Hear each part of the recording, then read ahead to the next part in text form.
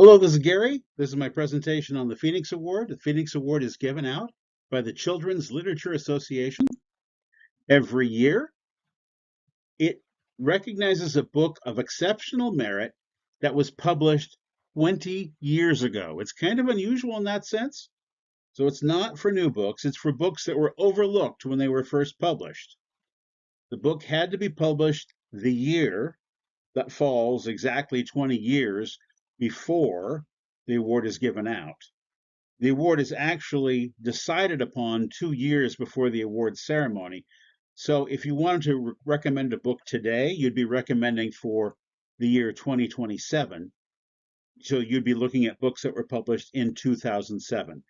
The main caveat is the book cannot have won a major award at the time it was published. It cannot have received a major award. It could have received some minor awards. It could have been considered a finalist or a runner-up or an honor book, depending on what the nomenclature is for the particular award, but it can't have been the main winner of any major award. It can be an edited book, like an anthology series, or it can be a retelling of a story, but it cannot be a reprinting or a new edition. Other criteria, it has to be a book in English. The book is judged solely on its literary merit. It doesn't need to be a print. The author doesn't even need to be alive.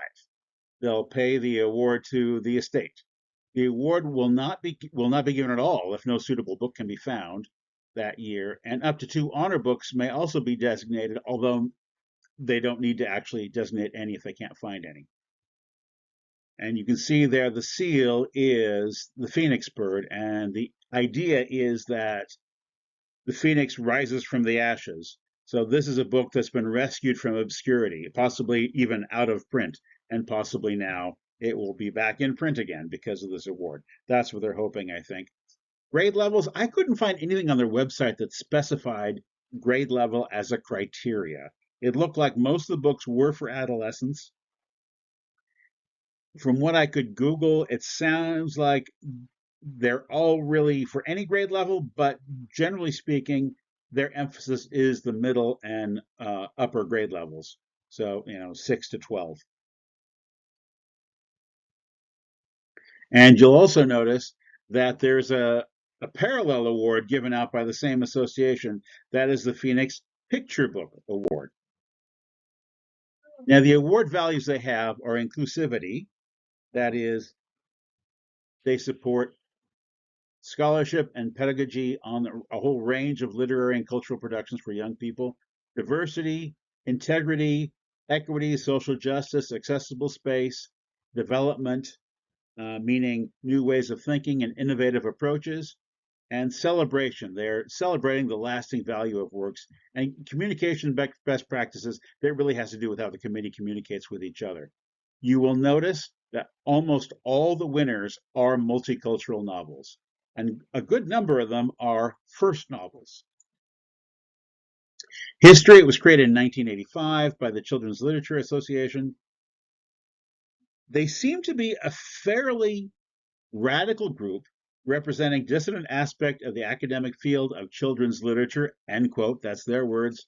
They're there to honor literary works of outstanding merit that may have been marginalized by traditional academic models or traditionally based curricula. So it is the award is given out at their annual conference, which is held in a different location every year. In 2023, the conference was actually held in Bellevue, Washington. So yes, we missed it. This year it'll be held in Philadelphia, Pennsylvania, although they have not yet announced the date or the time, at least not on their website. I'm going to go over a few of the winners that I thought were kind of intriguing. The winner this year is called Naming Maya. It's about a girl who thinks that her parents' divorce is her fault because they argued about her name. And somehow that was her fault. And at the same time that her parents get divorced, her mother has to go back to Chennai, so she goes with her mother, Chennai, India, because her grandfather has died and she needs to sell his house.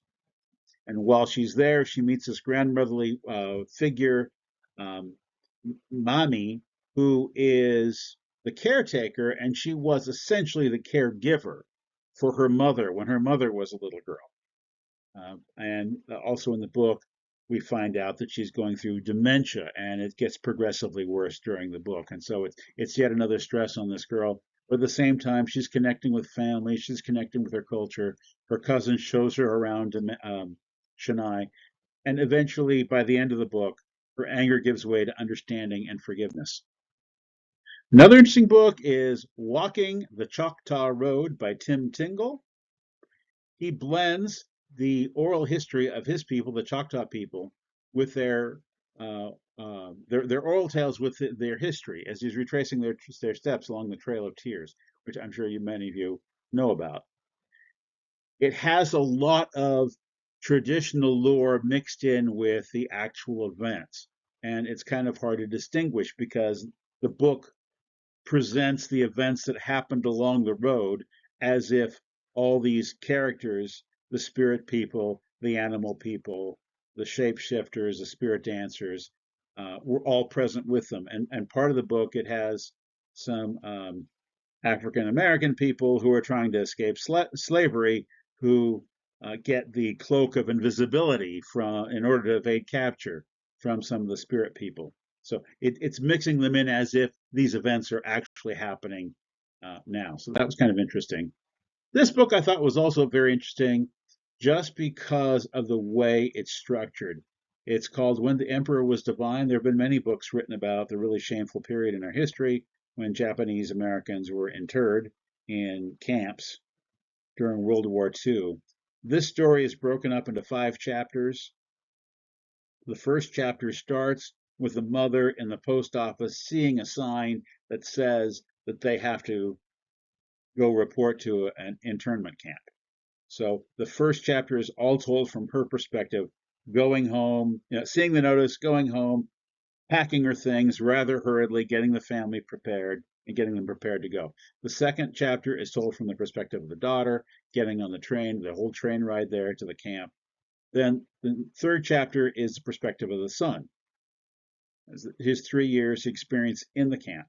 And then after, you've got a combined perspective of the children as they return home. And the very last chapter is the father speaking directly to you, the reader.